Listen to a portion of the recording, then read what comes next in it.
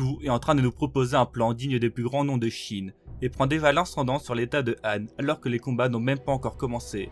Voici à quel point l'unité Aishin a eu un impact colossal sur les habitants de Nanyu, et on commence à comprendre pourquoi. Tout disait que la clé pour battre Han se trouvait dans cette ville. Encore un très bon chapitre, on sent que la guerre va vraiment bientôt commencer. D'ailleurs, j'ai vu que vous aviez été beaucoup à me demander une vidéo récapitulative sur la Aishin, et j'essayerai de vous sortir ça pour ce week-end. Comme d'hab, abonne-toi et like la vidéo, c'est le meilleur moyen de me soutenir. Le scan commence à la capitale de Qin. Ils reçoivent un rapport comme quoi l'armée est en direction de Shintei. Shubun-kun explique que ça a peut-être pris du temps de se préparer pour cette guerre et de former les nouvelles recrues, sauf que maintenant il n'y a plus de retour en arrière possible. Mais Rishi trouve qu'ils ont pris beaucoup trop de temps et que Han a dû en profiter pour bien se préparer. Mais on verra plus tard dans le chapitre que Tout avait prévu ça et a réussi à leur enlever beaucoup de soldats. Et heureusement pour lui, car Rishi explique qu'il sera impossible pour Qin de leur envoyer des renforts. Il se demande aussi si Tout n'a pas un plan secret pour écraser l'armée de Han, car là, ils vont se retrouver contre une immense armée ennemie qui a eu bien le temps de se préparer. Ils doivent les écraser sans perdre beaucoup d'hommes, car pour rappel, il faut mettre en place le troisième pilier de Shueikun, qui consiste à acquérir une nouvelle puissance en détruisant Han, puis attaquer Zhao pour revenir sur la voie de l'unification de la Chine. Sauf que Shubun-kun lui répond qu'il n'y a eu aucune communication de la part de Tout sur ça. Et là, on a Sei qui se met enfin à parler, et ça fait tellement plaisir de le voir comme ça. Il a une énorme confiance en son grand général Tout. Il sait que le destin de Qin repose sur l'attaque de Shintei. Il fait face à l'une des plus difficiles des batailles. S'il gagne cette guerre, Qin se remettrait sur le chemin de l'unification. Il faut leur donner sa totale confiance au deuxième des 6 grands généraux de Qin, Tout. Ça fait du bien de voir Sei donner sa pleine confiance à Tout comme ça. Bon, dans tous les cas il est un peu obligé, mais à sa place il serait pas aussi confiant, car il n'y a pas si longtemps que ça, il a l'un de ces 6 grands généraux qui a pris l'une des plus grandes humiliations du manga. Sauf que Tout lui n'est pas au Sen et va donner tout ce qu'il a pour son état. Il va nous montrer à tous ses talents dans la guerre, que ce soit en information, en stratégie et même martialement. On a ensuite une partie entre Chine et les habitants de Nanyu, et on voit vraiment toute l'évolution qu'il y a eu en seulement 6 mois. Bien que ça me paraît un peu rapide, je trouve ça assez cohérent. On sent vraiment qu'ils se sont mis à apprécier l'unité Aishin. Ils aiment l'unité au point qu'ils leur donnent des objets afin de leur porter bonheur pour qu'ils restent en vie. Alors que pour rappel, ils partent quand même dans une guerre afin de détruire leur état. Je répète, ils ont offert des charmes à toute l'unité Aishin afin de les protéger contre leur état. Je savais que Shin et son unité allaient réussir à toucher leur cœur, mais je pensais pas que ça serait à ce point. Et voir à quel point ils se sont attachés à eux donne vraiment de l'espoir pour l'unification de l'état de Han. Bon, les habitants disent quand même qu'ils ne veulent pas que leur état soit détruit, mais ils veulent que toute la Aishin soit en sécurité. Tout a vraiment eu un excellent plan, il a vraiment réussi à créer l'utopie qu'il voulait, et ça va lui ouvrir beaucoup de portes afin de faire prendre conscience aux autres villes qui ne sont pas obligées de se battre, et qu'au contraire, ils peuvent se rendre gentiment sans aucune effusion de sang, et même créer des vrais liens d'amitié entre eux, au lieu de rentrer dans une énorme guerre qui va provoquer des dizaines de milliers de morts, ainsi qu'une énorme haine entre les deux camps, qui n'apportera que d'autres guerres dans le futur.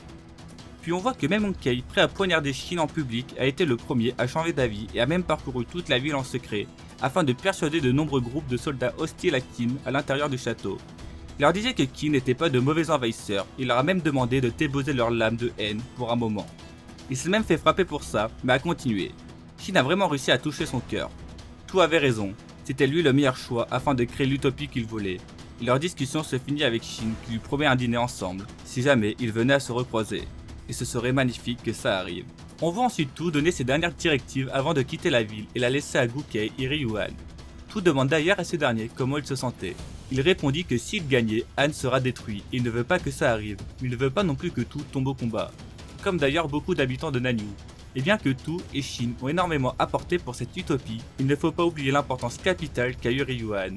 Heureusement que c'est un seigneur adoré par sa population, et en plus très à l'écoute. Mais avant de s'en aller, il demande à Tout ce qu'il sous-entendait quand il disait que Nanyu était la clé de la prise de Shintei. Il ne répondit pas directement et lui demanda une requête. Nanyu est une source d'inquiétude et d'attention pour tout l'état de Han. Les personnes ne savent ce qu'il s'est passé à Han durant ces 6 derniers mois. Il ordonna d'envoyer des messagers au château environnant afin de leur faire part de la situation actuelle à Nanyu. Visitez autant de châteaux possible, faites en sorte que toute la situation de Nanyu soit connue de tous. Et dès ce moment-là, j'ai compris ce qu'il allait se passer à la fin du chapitre.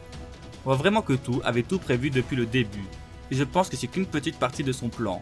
La planche est d'ailleurs magnifique, Tout en hauteur en train d'observer l'utopie qu'il a créée en seulement 6 mois, qui va lui permettre de faire tomber le premier état. On a ensuite le point de vue de l'état de Han, depuis la capitale, et dès le début on voit les civils paniquer en se demandant ce qu'il va arriver s'ils venaient à perdre cette guerre. Qu'arrivera-t-il à cet état? Eh bah ça tombe bien, car le test a déjà été fait durant 6 mois dans une ville de votre état. Et le résultat est très concluant, et la plupart des habitants semblent très heureux. Quand tout l'état sera au courant de ce qui s'est passé à Nanyue, certains seront prêts à vite rendre les armes, d'autres voudront quand même faire la guerre, mais tout Oshin pourrait réussir à les convaincre. Puis l'essentiel c'est que tout l'état de Han soit au courant, car si c'est le cas, même ceux qui voudront se battre auront quand même cette idée en tête, et si Qin venait à prendre légèrement l'avantage, il pourrait abandonner bien plus vite que prévu, et permettre à Qin de ne pas perdre beaucoup de soldats. Bref, il y a pas mal de scénarios possibles, mais ce qui est sûr c'est que ce qu'a fait tout à Nanyue va semer la confusion à tous les habitants de Han, et va permettre leur abandon beaucoup plus facilement que prévu. Et ça, on peut le voir dès la fin du chapitre, car on se rend compte que beaucoup de villes ont réduit le nombre de soldats prévus. Et dites-vous que certaines villes se rangent déjà un peu du côté de Qin alors que la guerre n'a même pas commencé. Le plan de tout qui consiste à ne pas se battre est vraiment en train de se réaliser, du moins à petite échelle pour l'instant, car il reste encore beaucoup de soldats à faire abandonner. Justement, revenons-en à l'état-major de Han. Un messager rapporte que l'armée de Qin comporte 160 000 hommes et qu'il semble se préparer à partir au combat. Du côté de Han, ça sera Raku Akan et Aku Ukoku qui vont diriger les armées. Ils comptent attirer l'armée de Qin dans les plaines d'Eitei afin de les combattre facilement. Ils possèdent eux aussi 160 000 hommes grâce au renfort de Nanyue et d'autres villes en dehors de la capitale. Mais à partir de maintenant, des armées grandes et petites vont se précipiter sur le champ de bataille sur les plaines de Eitei afin de prendre l'armée de Qin de tous les côtés. Ça fera environ 50 000 hommes en plus, soit 210 000 contre 160 000, ce qui annonce une guerre totale. Mais en vrai ça va, je trouve pas ça colossal, car 210 000 hommes alors qu'il y a la plupart de l'état, ça va en vrai. Bon c'est logique, l'état est le plus petit et il garde des forces pour défendre la capitale. Et pour moi c'est assez bon signe pour l'état de Qin, car certes ils sont en infériorité numérique, mais il n'est pas énorme non plus, surtout avec ce qui va se passer. Je sais pas pourquoi je ressens pas vraiment de la peur, les généraux de Han sont inconnus pour nous spectateurs, aucun fait notable et instaurent aucune peur, bien qu'ils n'ont pas l'air particulièrement faibles, ils n'ont pas l'air monstrueux pour autant.